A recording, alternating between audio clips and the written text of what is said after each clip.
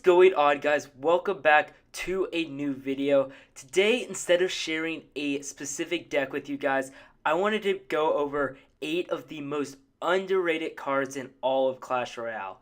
Now, these aren't cards that necessarily need a buff right away, though most of them probably do deserve one. These are cards that are going to be very underused and undervalued in the current meta, even though they can do a lot of damage and be very impactful in the game. So first off, let's go ahead and talk about our first card, the first underrated card in Clash Royale, which is going to be Barbarians. Barbarians is a 5 elixir card that packs a ton of punch. This card can shut down Pekkas, it can shut down golems, it can shut down almost any big tanky unit. However, a lot of people do not use them because they don't have a ton of offensive value. However, with the defensive value that Barbarians bring, it is almost certainly worth that 5 elixir in order to have the Barbarian shut down whatever push your opponent is throwing at you. And the Barbarians actually have a ton of counter push potential since they are 5 elixir and very tanky. They can ward off anything in front. Like if you do a hog push and throw those Barbarians in the front, the Barbarians will be able to protect your hog from a ton of damage. So that's our first card we're going to talk about. Let's go ahead and talk about the second card, which is the Barbarian Barrel. So I think Clash Royale's community just has a strong hate for Barbarian cards, except the Battle Ram, which is very strong and very well used right now in the meta. The Barbarian Barrel is often seen as a weaker alternative to the log, but I really think that the Barbarian Barrel gives you a ton of value with that extra 1 elixir, essentially turning into a 3 Barbarian. This Barbarian can be used to take out other troops. Say you log back an Ice Wizard, that Barbarian can finish off the Ice Wizard for you. It's definitely worth the 1 extra elixir for 1 Barbarian, because even if you're logging down a Princess or something, that Barbarian can still turn onto the tower and get you a ton of damage. I really think that if people just gave the Barbarian Barrel a chance, it would be right up there at the top of the Clash Royale meta. So enough about Barbarians, let's get into our third underrated card in Clash Royale, which is going to be the Hunter.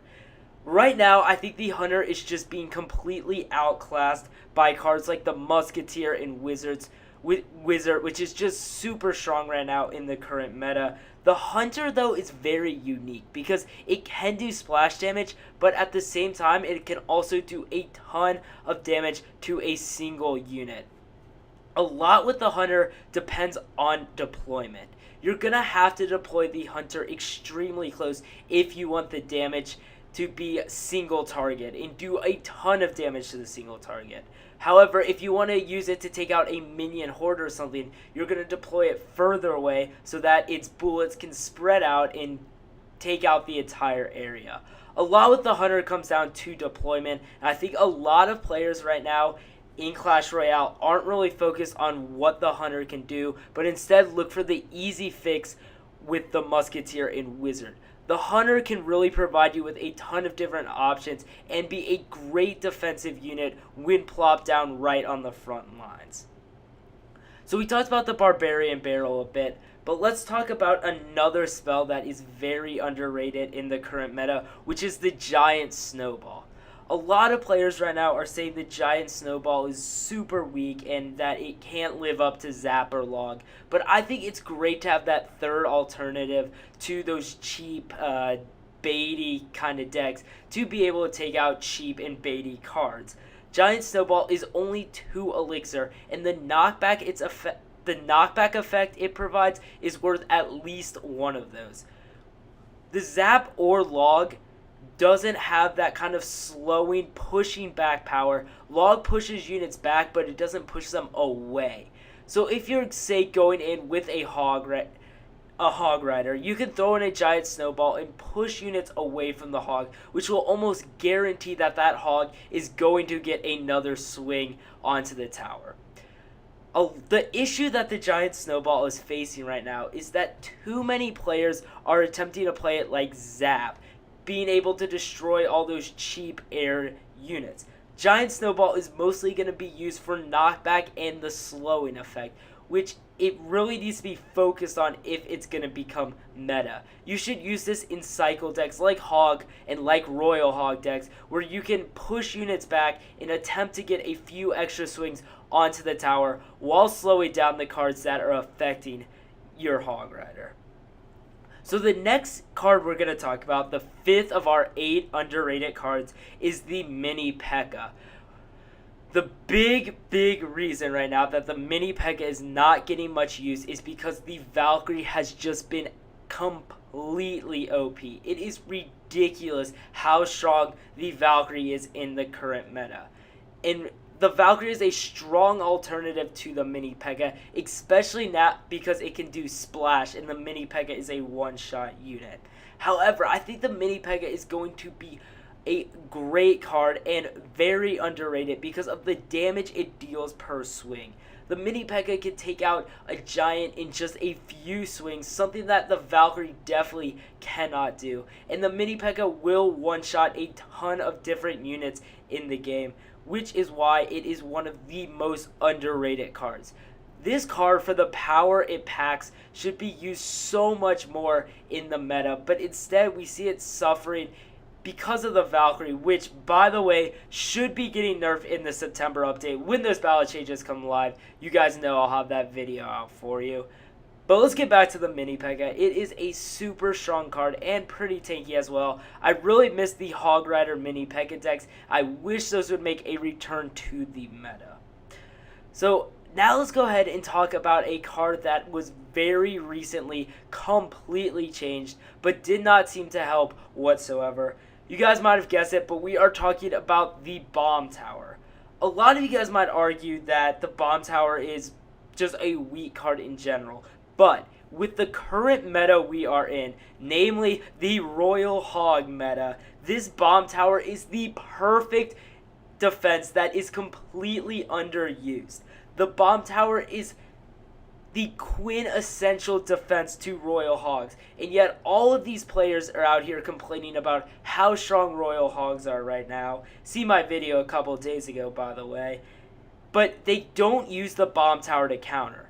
The Bomb Tower is without a doubt one of the best counters to Royal Hogs in the game and can also counter a Hog Rider fairly well. Since it only costs 4 elixir now, you are going to be getting a positive elixir trade when deploying it against Royal Hogs, which makes me clueless as to why more players haven't started adopting it. Maybe it has to do with getting it up to level, but still, unless Royal Hogs are nerfed soon, I really think that we should be seeing a rise in the Bomb Tower use across the board, because this card is way too strong for the meta we're in right now not to have use. Now, our 7th and second to last card we're going to be discussing today is the Skeleton Army. Now, the Skeleton Army has really been picking it up a bit more in the meta over the last few weeks, but I still feel like it is a bit too much underrated in the meta. A lot of people are talking about guards and how strong guards have been. Same with the Goblin Gang. The Goblin Gang, one of the most popular defensive cards in Clash Royale, but Skeleton Army can do what the Goblin Gang does and more. Any ground push when the Skeleton Army is used correctly can be absolutely obliterated with that Skarmy. Any golem will be eaten alive in about 3 seconds. Of course, that death damage does kill the skeletons, but it's not as threatening as the Golemites. So, Skeleton Army, again, also a great counter to Royal Hogs, a great counter to Hog Rider. The problem right now is that it's too easily zapped down, but for 3 elixir, it can provide a ton of value and is way too underused in the meta right now for what it should be at. And our final, most underappreciated, underused, underrated card in Clash Royale is going to be another defense, the Inferno Tower. So with the rise of the Inferno Dragon a few months ago, almost no one has been using the Inferno Tower. The Inferno Dragon is a bit unreliable. A lot of the times, a lot of time, the Inferno Dragon is going to be easily shut down by Electro Wizard. Zappies are super strong right now, which again gets that reset. Even an Ice Spirit will reset that Inferno Dragon. But with the Inferno Tower, you have the keys to play this right in the middle where you want and be able to counter anything else. It's just a much more reliable way to take down tanks. With the Royal Hogs right now, it's not going to be the best option, but with Golem being so strong and with Mega Knight on the rise as well, Inferno Tower is going to be a much more reliable way to take down these tanks than the Inferno Dragon currently is.